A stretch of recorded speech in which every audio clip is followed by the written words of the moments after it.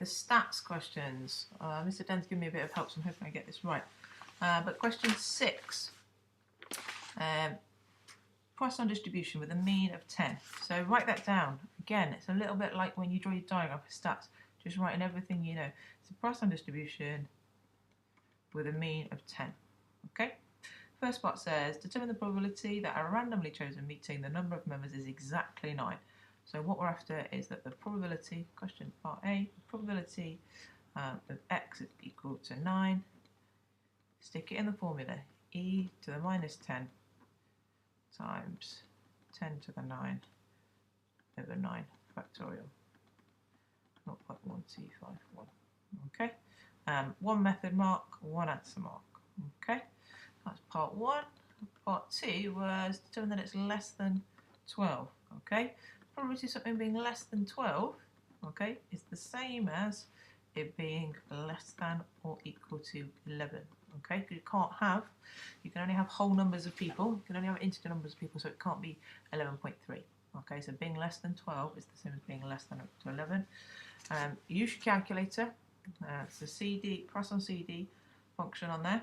Okay, lambda is equal to 10, x is equal to 11 or less. Okay, so when you stick that in, you should know how to do that. If not, don't ask me, ask Mr. Den. 0.696, etc., etc., to 4 decimal places, 6968. Okay, you can use the tables in you want. Okay, go for the calculator. That's why we've got them. All right. Part B then. So determine the smallest value of n such that probability of n is less than or equal less than 0.1. Okay, so a bit trickier, right? But you've got to kind of rethink this fact. Think of it the other way. So we don't want to use greater than or equal to n.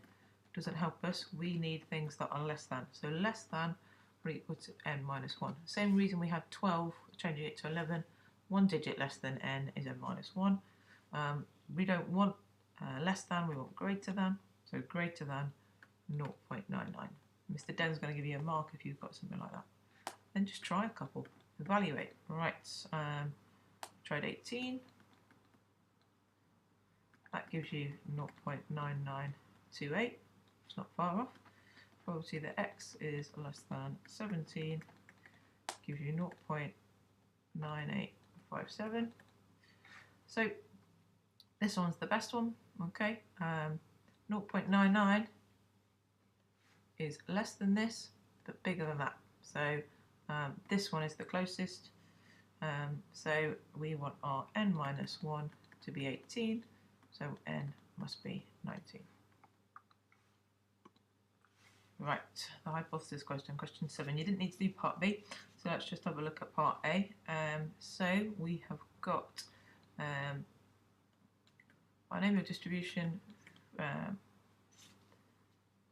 50 seeds, and with the kind of probability of 70%. Okay, null hypothesis. One that the manufacturer says is that it is exactly equal to 70%. The alternative one that we're looking at is that it is less than 70%. Now I've had Mr. Den and Miss Williams moaning at me about your rubbish notation here, so really work hard to get that right. You get 1 mark for each of those. Okay. State these suitable hypotheses. That's it. Okay. Part 2 then, this thing, is calculate the p-value of this result and state your conclusion in context. So what we're expecting, okay, is 35. That's how many seeds we expect to germinate. They had 32, we expect 35 because that is 70% of 50 is 35. So we're expecting 35. We only had 32. So is this 32 compared to this 35 statistically significantly different? Okay, is it enough of a difference? Should we worry about it? So let's have a look. The probability that x is less than or equal to 32. Binomial CD function on the calculator. Okay, x equals 32, n is 50, p is 0.7. That comes out, gives you 0.2178, blah, blah, blah, blah. Okay, so this p value is 0.218 to 3 decimal places. Is that enough?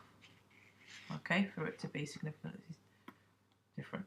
Okay, so p is 20%, way bigger than the 5%. So it happens quite a lot of the time. Okay, so there's no evidence for H1. This is not different enough for it to work.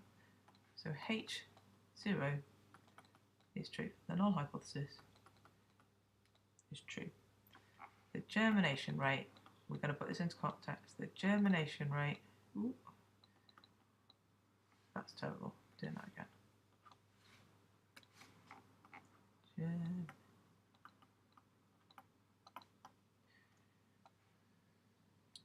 Is not less than 70%.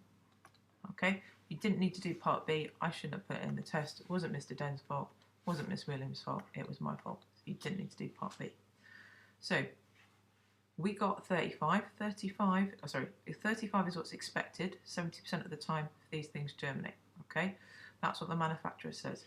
The garden centre thinks they're lying, thinks it's less. Okay, so in their little sample, they got that it was 32. So is that significantly different? Is it enough to validate this claim? So we work that out using your binomial CD.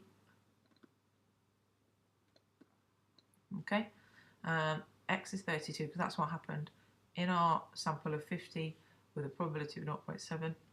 It gives us a p-value of 0.218, 21.8%. That is way bigger than 5%, so p is bigger than that. So there's no evidence, it's not enough. Okay, it's too common. We need it to be rarer than 20%. Okay, we need it to be less than 5%. Okay, so this is way too much. We need it to be less than 5. There's no evidence to support this alternative hypothesis, so we must accept the null hypothesis. Okay, germination rate on the evidence we've got is not less than 70%.